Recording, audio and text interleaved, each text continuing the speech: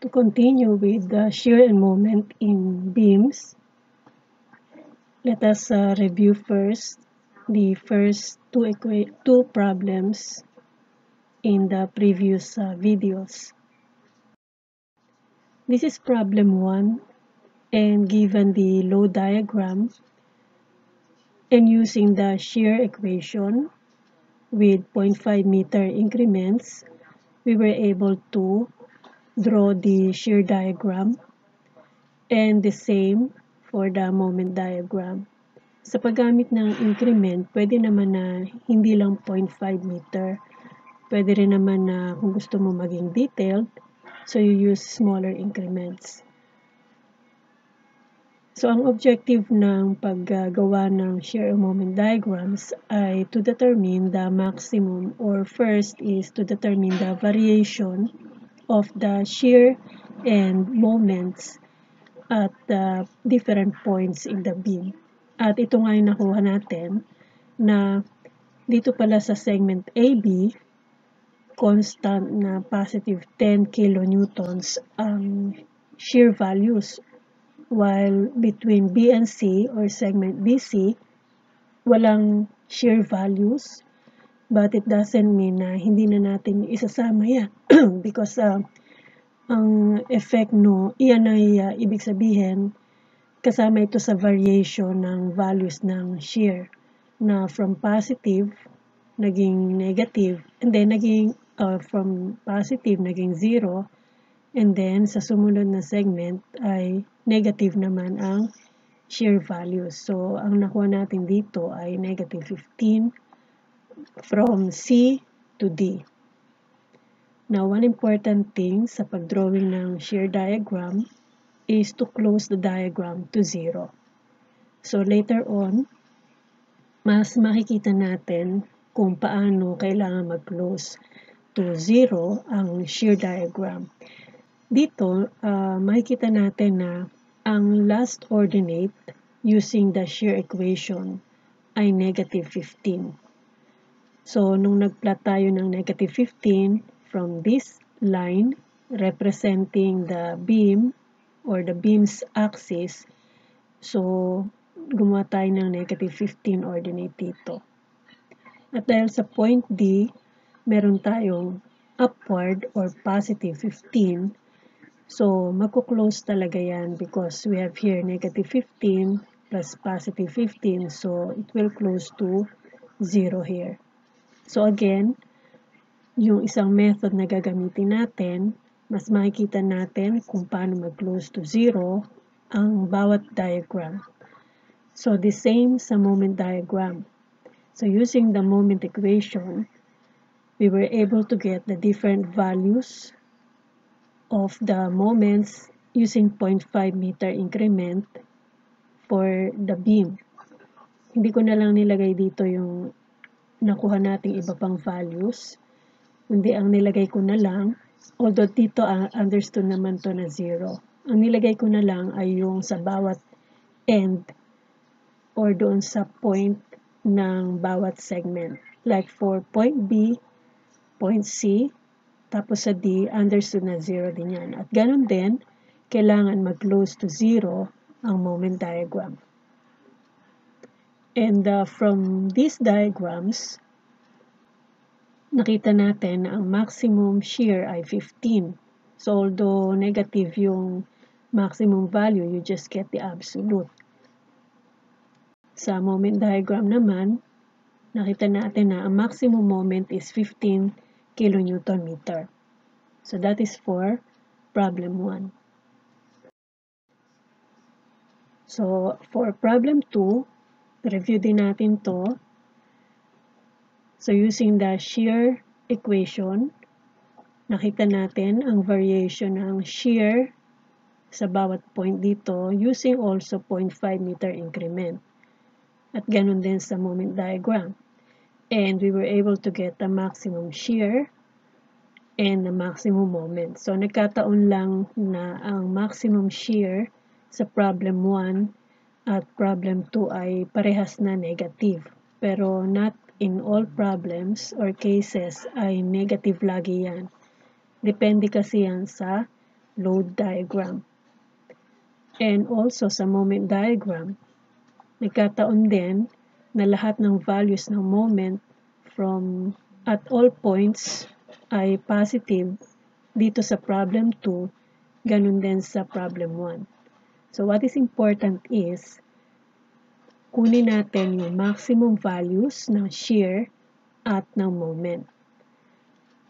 But if there are some problems na involve ang shear and moments, pwede rin naman na merong ipasolve na hindi maximum shear or maximum moment ang gamitin.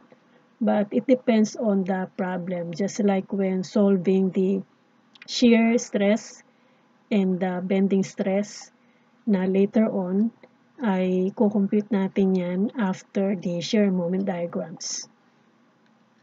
So observe carefully kung ano ang itsura ng mga diagrams natin. Like for this beam, yung shear diagram natin sa AB ay naka-incline yung side na to or itong portion na to when we or after plotting the ordinates, we connected the ordinates and we got an inclined line. While for the other shear diagrams, horizontal.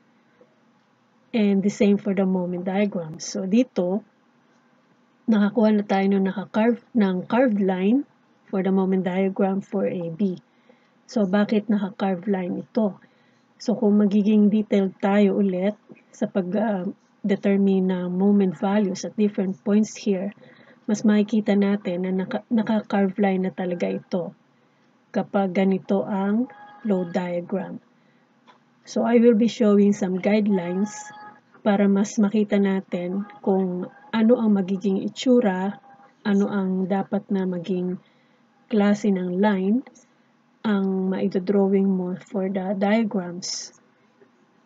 Kung ganito ang given na load, or concentrated, or uniformly varying.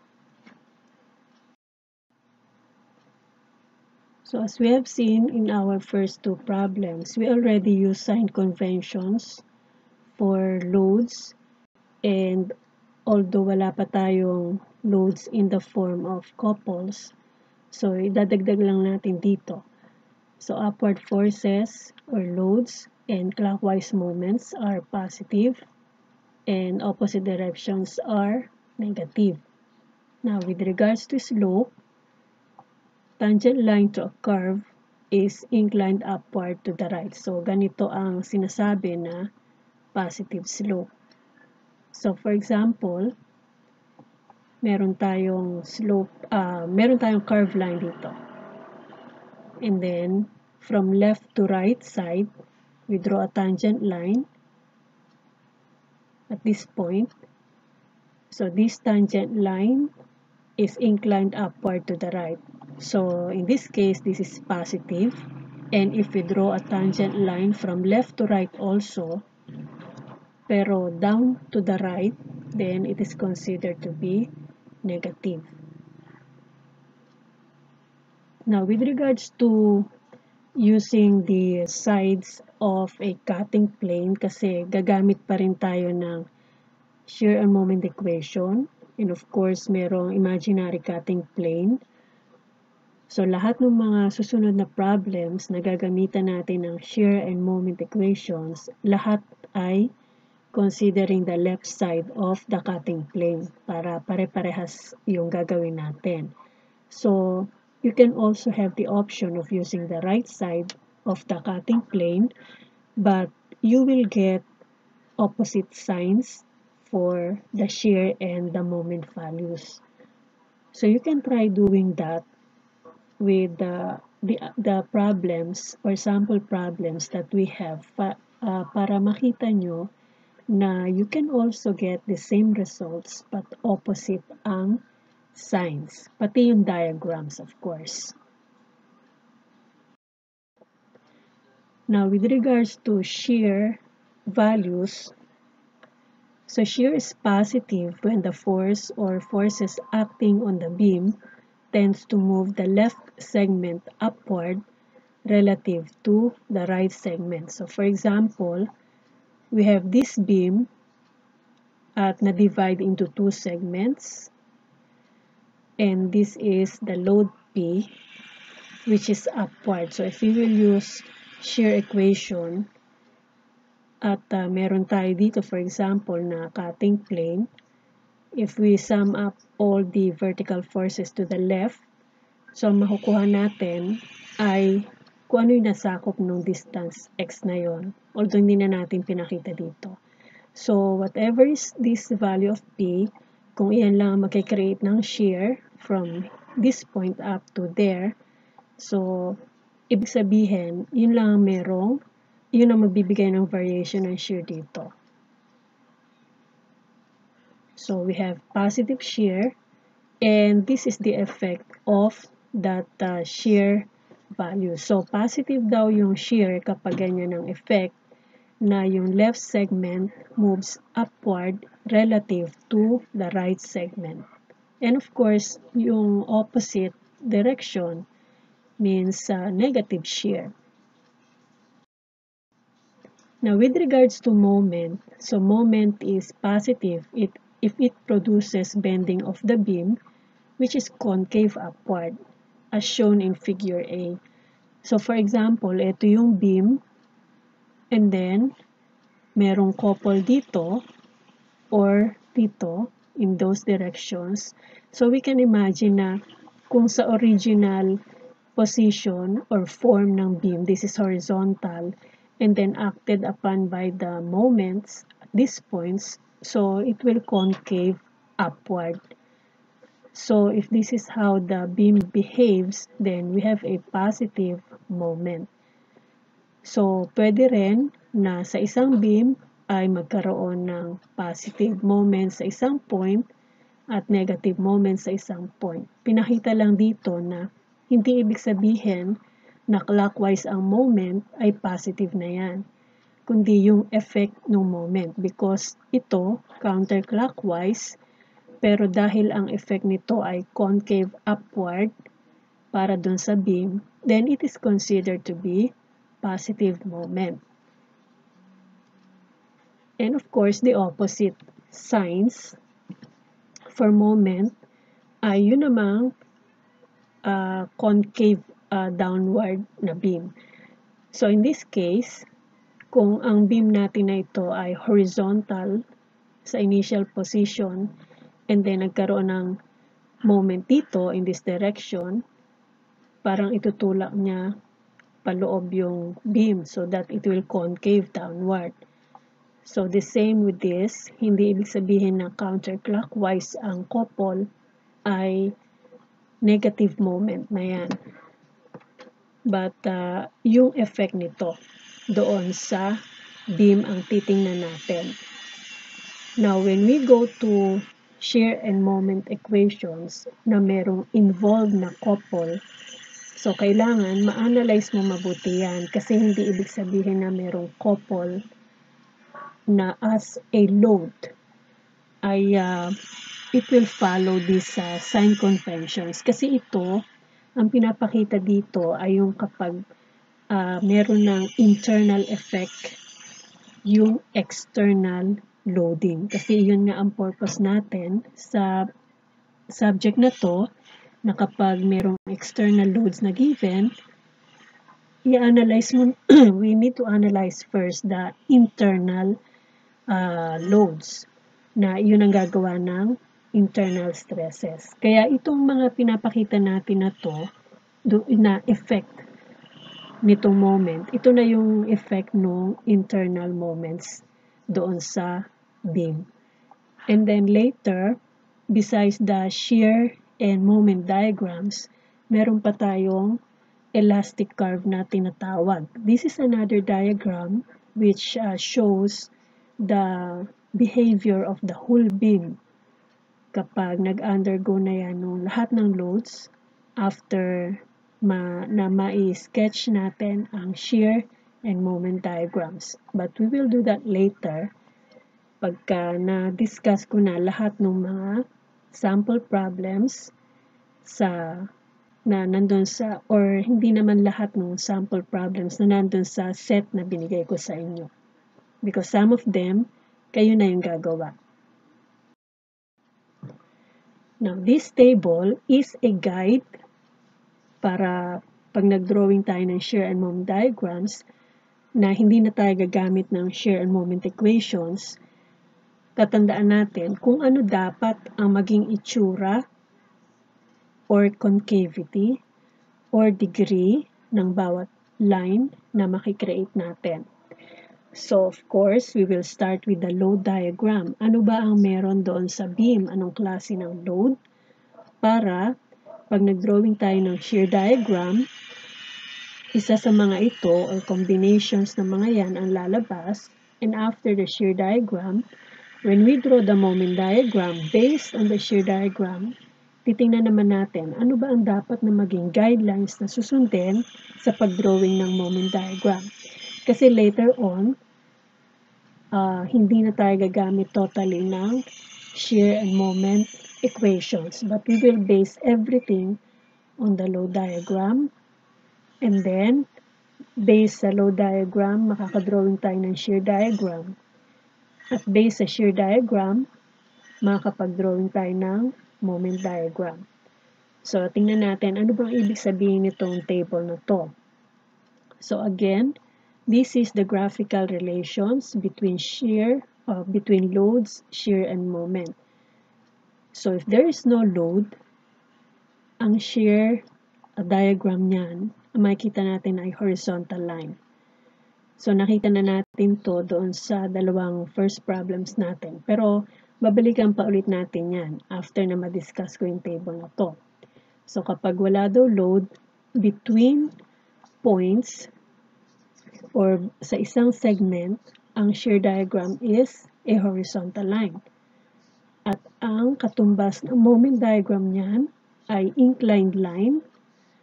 Pwedeng ito ay naka-inclined upward to the right or downward to the right.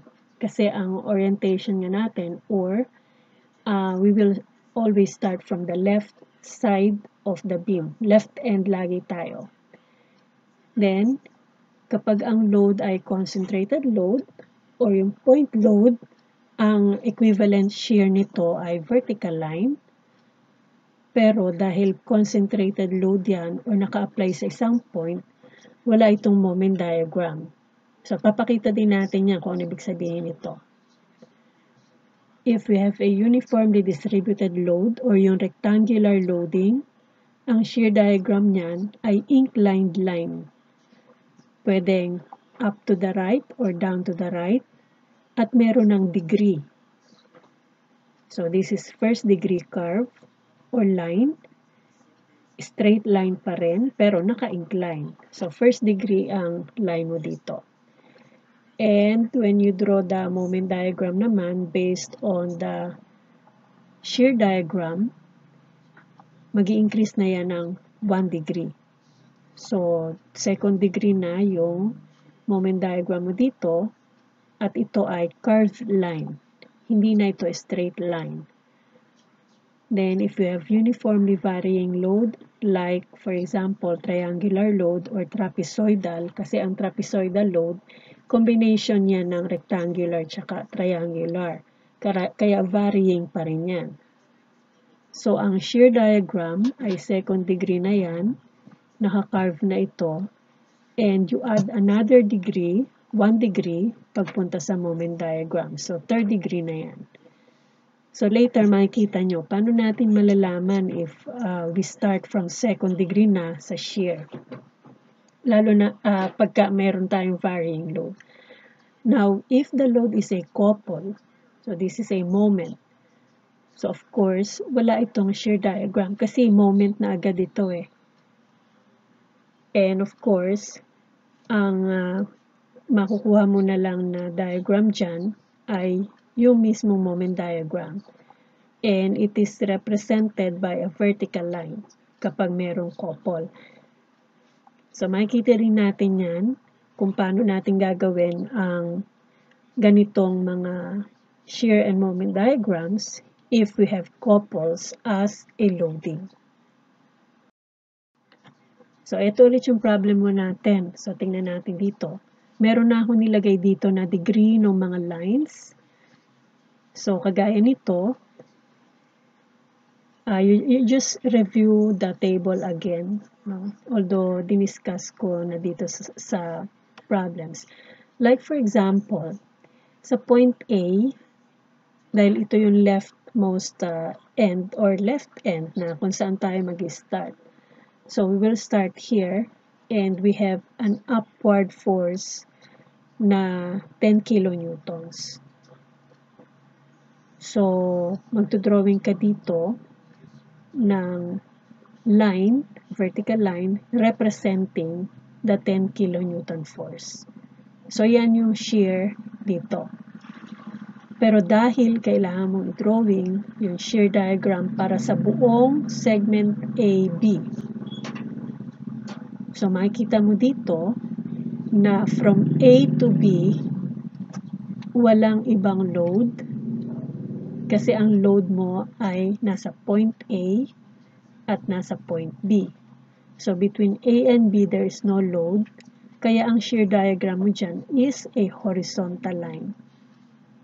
Kaya lang yan mababago ay kapag napunta ka na doon sa point ng segment na yon na pwedeng merong concentrated load kagaya nito. And then, ang corresponding na moment diagram niyan ay naka-incline. So, 1 degree na yan.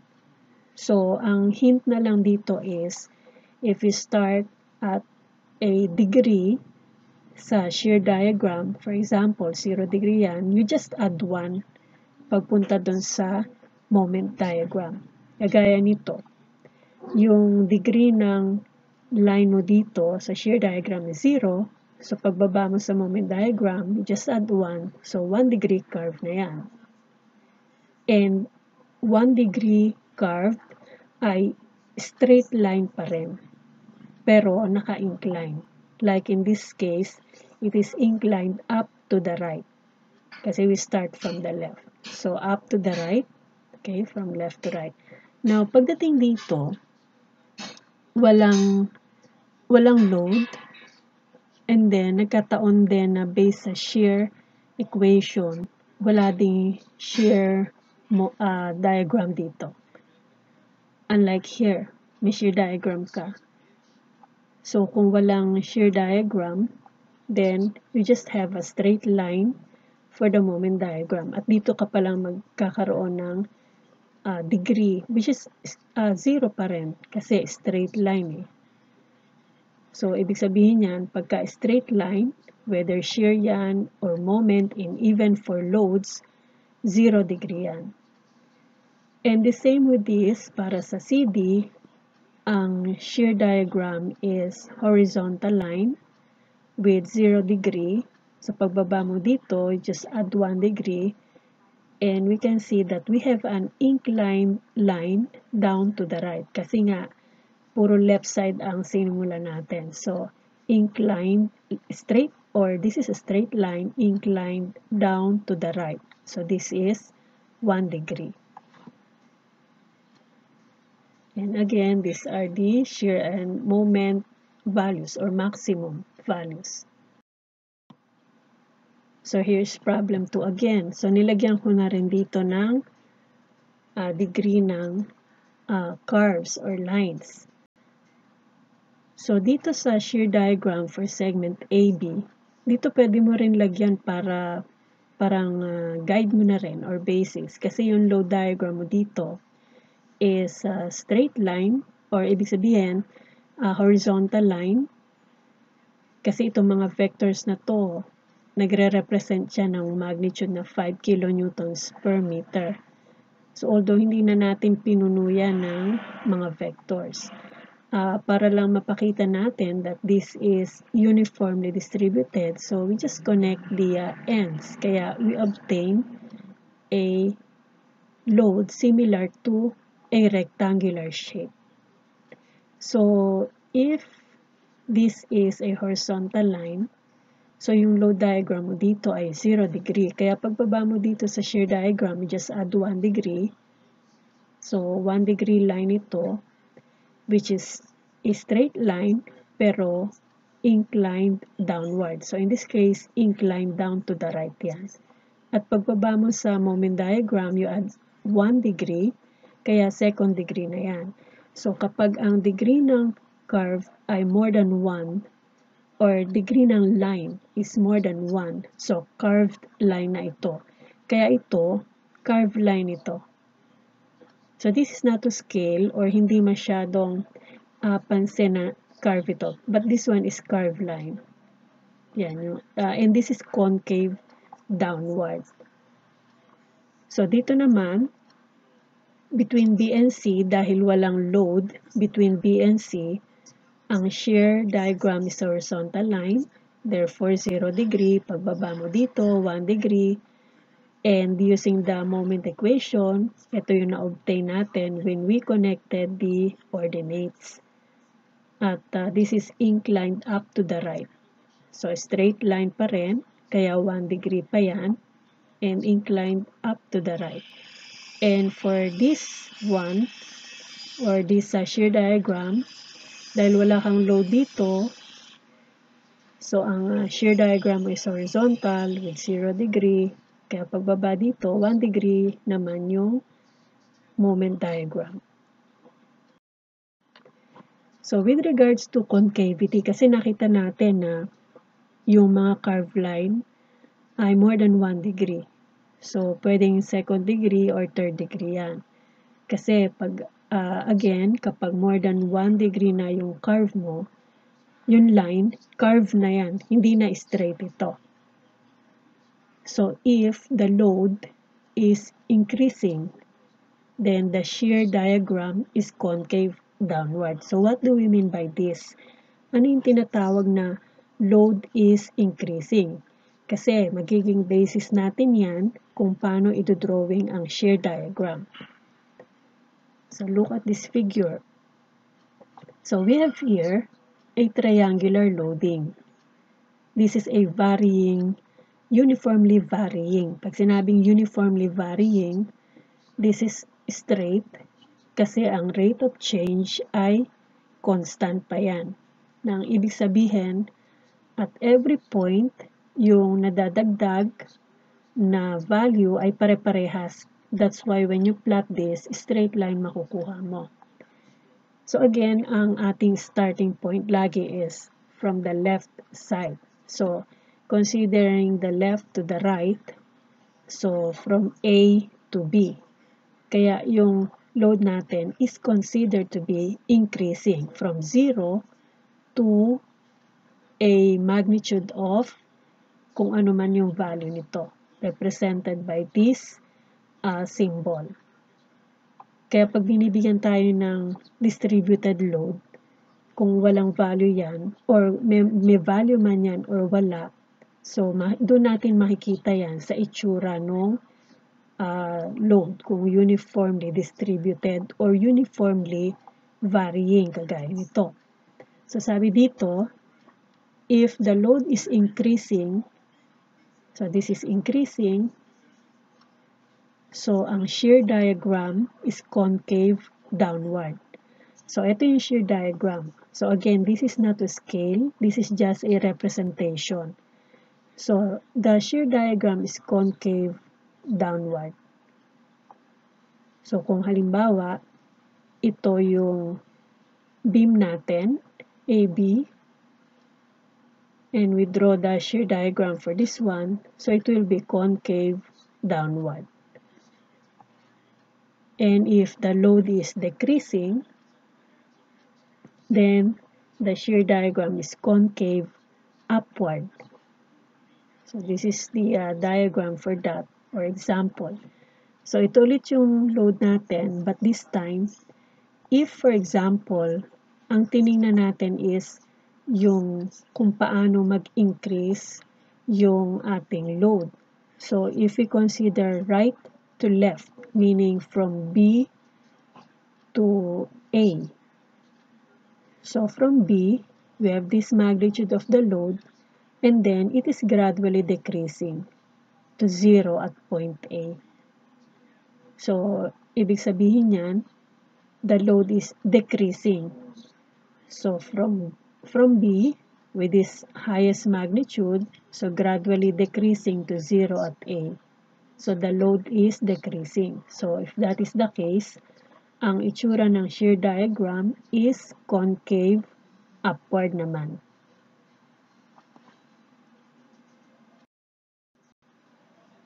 Now for shear and moment naman,